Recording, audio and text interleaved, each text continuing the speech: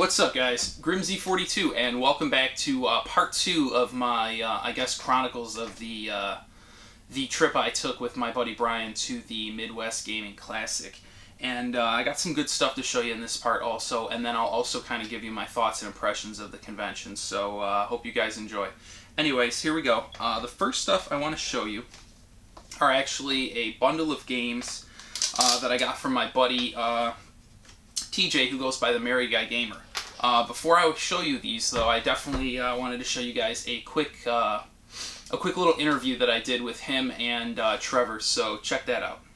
Alright guys, so we are at the Midwest Gaming Classic, and I am joined by TJ, also known as the Married Guy Gamer, and also we've got another guest here. This is Trevor, the Retro Rewinder. So, would you guys tell me about your experience so far? We can start with you first, TJ. What are your thoughts? Alright.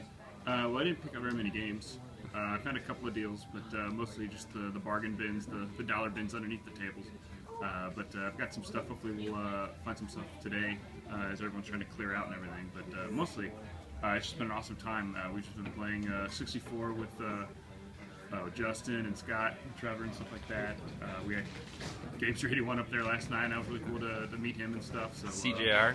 Yeah, CJR was there. So mostly I just want to come back just to hang out with everybody. Right.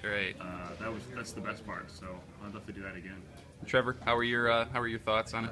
Basically, definitely agree with him. I didn't buy much. I think I bought like 4 games, and they were all $2 or $1, just real generic titles. Yeah. I came mostly to hang out, play games, drinking and playing games. It's pretty cool. And I think that's something I learned with maybe a few of my conventions is, you're not going to come here and find like rare games cheap. This is more, all of us YouTubers getting together, hanging out, and it's really more just about a reunion for us, It's really where it is. So I'm not big into arcades and pinballs, but the arcade and pinball hall was pretty cool too. Yeah, it kind of took me back. I kept tripping over the wires. Yeah, it's pretty bad, but especially how dark it was in that room. But it is a good time. What'd you think of the venue though? Like prices aside and everything. Like how was this run? How was it organized? Oh, I thought it was just fine. Yeah, organized really well. I think it was $30 for the 2 days, maybe even 40. Yeah, but it's not much. Yeah, not at all. So I mean, it's fair. You guys think you're gonna come back again next year? Oh, absolutely. Oh yeah. Yeah, definitely. And I flew out here, so I mean, I had the cost of the flight and the hotel, stuff like that. And totally worth it. My drive was easy enough to not have to justify it too much. So. It was a bit of a drive for me, but honestly, I think this place really changed my mind. I was probably only going to do this once, but I definitely enjoyed myself. So we'll probably, be back next year also. So you guys definitely liked it then? Yeah, and I think I'd like to try for Portland next year. I think that'll be my goal for next year is Portland. So. Portland is amazing. Yeah, really fun. I've already started saving for that one. It's a bit of I think that'll be the. I can't drive it, so I'm going to fly that one. But the next convention I try to go to. So. It's the same. All right, guys. Well, thanks for recording this, and I will put a link in their channels down in the description. So thanks a lot, guys. Thanks for having us. Yeah. Alright guys, so that was my interview with TJ and Trevor. TJ goes by the Married Guy Gamer, and then Trevor goes by Retro Rewinder on YouTube. I will link their channels below, so definitely check them out. And it was definitely a blast to hang out with them. It was a blast to meet them both. They were really cool guys. We spent a lot of the weekend together hanging out. We went out to eat with some other YouTubers. It was definitely a great time. And definitely, like I said, check their channels out. So they got some quality stuff on their channels. But now to jump into the stuff that I got from TJ, I actually got some pretty solid games here, and some games I had been looking to add to the collection, I guess. The first one is Grand Theft Auto 3, and it's got the manual and the map, so that was definitely a good score. The next one is Grand Theft Auto Vice City.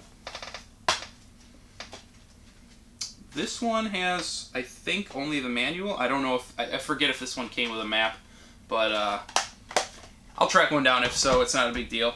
I was excited to get this next title. I actually remembered playing it back in the day. It's pretty good looking too, actually, graphically. It's Dark Cloud.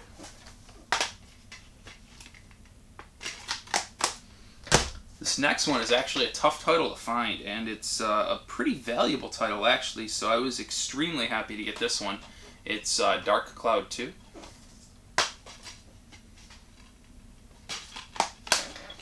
And lastly, I had had my eye on this one for a while. I just never really wanted to pick up the Greatest Hits version, or if I did see the black label, it was just never at the right price. But TJ hooked me up, and it's Final Fantasy X. Now, the only issue I had with these is when I received them, I asked TJ what he wanted for them, and he pretty much just gave them to me. You know, he said, "Don't worry about it," you know, and that he got them all at a good price. You know, and that's very generous, but it's something where I've got this like OCD thing where I don't ever like to be in debt to people, so I'll definitely be looking to redeem that little generosity or act of generosity. So he'll he'll pay for that. That's all I got to say, one way or another. All right, guys. Going into the last of my pickups. These are all Wii games, which is I would say honestly right now my second favorite system to collect for, obviously aside from NES. And the first one is an Xseed title, and it's not too easy to find, so it's definitely something I'd been looking for a while, and I was glad when I found it. It's Victorious Boxer's Revolution. This next one's a co-op game, and I heard it's actually reasonably fun. It's a very simple version, but it definitely looks like it's something I'll enjoy. It's Batman the Brave and the Bold, and my buddy Brian and I are probably going to try and tackle this since it's co-op, so that's something I'm looking forward to doing. This next one I've had my eye on for a while. I've definitely wanted to find it, and I just was never able to, and I picked this up for a good price too. It's Boy and His Blob, and it's a really good action platformer, basically, so definitely happy to add this to the collection. This next one, you guys may kind of look silly at me, but it's just a title I never see, and I only paid $5 for it. It's Pro Evolution Soccer 2013. It's a Konami title. And like I said, you just don't ever really see it anywhere. So I saw it in really good shape, and it was really clean, so I figured I'd pick it up. This next one I only grabbed because it was a $2 game, and it looks moderately interesting. It's Penny Racer's Party Turbo Q Speedway.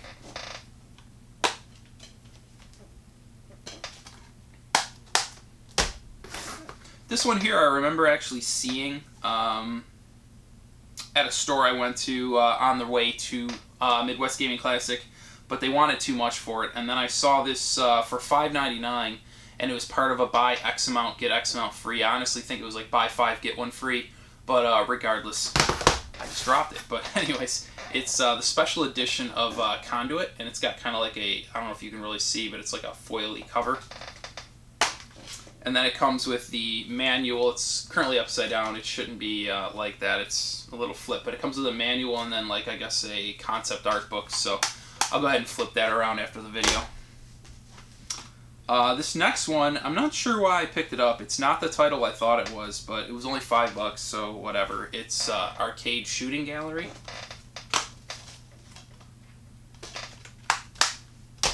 This next one, my buddy Brian and I had a lot of fun playing. It's I got this for only $2.50, so it's definitely not too expensive. It's Fling Smash. It's a really cool game. Your arm gets tired after a while, but it's definitely fun, and we definitely had some fun playing it. I've been looking for this next one for quite some time, actually, and I wound up getting it for $12.99, which I thought was very reasonable. It's the non-player's choice Super Paper Mario. It's got like the registration in there still in the manual, so it's definitely 100% complete, which is cool. This next one I picked up for $5. You can actually get it cheaper at GameStop, but I just never see it, and it wasn't in stock at my any of my local GameStops, so I picked it up while I was out there. It's Octomania.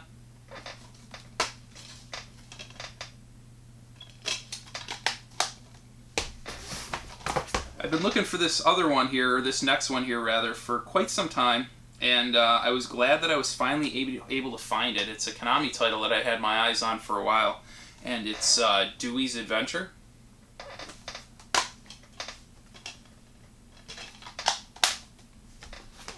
And this last one, I actually paid a little more than I wanted to, but it's okay in the end, I guess, because I'd definitely been looking for it for a while, and it's definitely tough to track down. It's Ju-On the Grudge Haunted House Simulator. And this is a very uncommon game, so if you guys have one in your area for a good price, I definitely recommend you pick it up. I was recommended this game by Scott from the Video Game Sellers. So definitely cool to add that to the collection, and keep increasing my growing Wii collection. That's definitely something that I've been trying to do a lot recently. But anyways, guys, to wrap up my thoughts on the trip, it was a 10-hour drive, and my buddy Brian and I stopped at over 10 stores on the way, so it wound up being like 16 hours. So by the time we got there, we were just beat, and we went right to sleep. And then the following day is when the convention actually started, because we got there Friday night. So we got our badges and we went in there. It was kind of hectic at first. There was a lot of people. The majority of the dealer room was all in this like gigantic tent that they like attached to the back of the hotel, which wasn't necessarily a bad thing, but it was rainy, so water was getting in underneath. It was a little damp, and it wasn't the perfect experience. Lighting wasn't optimal, but I mean, it's not like you're shooting a video or anything, but just saying. A lot of the prices were, retail or above. There was actually a guy who was selling something for like 20 bucks more than eBay, and it was a NES title I wanted to pick up. So I asked him, I said, hey, this goes for, 20 bucks on eBay. I said, would you be willing to sell me it for that? And he like takes my phone from me, and he's looking at the prices, and he's like hitting back and searching on his own. It's like, wow, way to borrow my phone there. And he's like, well, I see this one here sold for more, and he just was being a total douche about it, and he really wouldn't come down on his price. So I just walked away. And that's actually a tip I recommend if you're ever dealing with a reseller and they're like a jerk or they're really unfair. It's better to just kind of walk away instead of burning a bridge, because you never know in the future if that reseller may be a connection to another deal, or that they may have something you really want. So you definitely never want to burn bridges in this hobby. You want to try to be, at least friendly with everybody.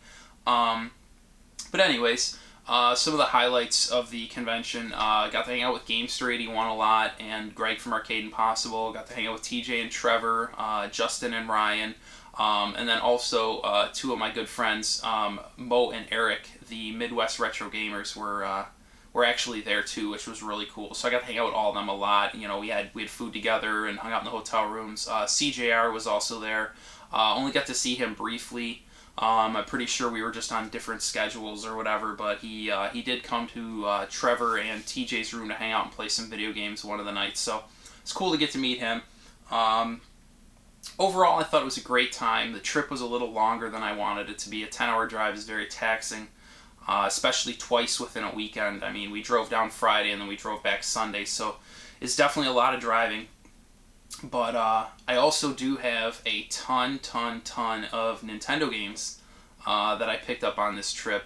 I'm actually going to be saving those for my Quest for NES, and the good news on that is I will probably have this video up before the first episode of Quest for NES, but I have 4 straight days off of work coming up in the future here, and that is when I'm going to take the time to go ahead and edit an episode, hopefully 2 episodes, just to get those ready. I know I've kind of been putting it off for a while, but I just wanted to make the improvements that I needed before I started it, be the lighting or the new camera or the new mic, stuff like that, just so that, you guys get a quality product. And the last little step I had to take was a computer editing program, which I'll be getting, I believe, tomorrow. So that'll be the end of my excuses, I guess, so I'll have no choice but to roll those out. Anyways, guys, that's my video. I hope you'd enjoyed, and till next time, take care.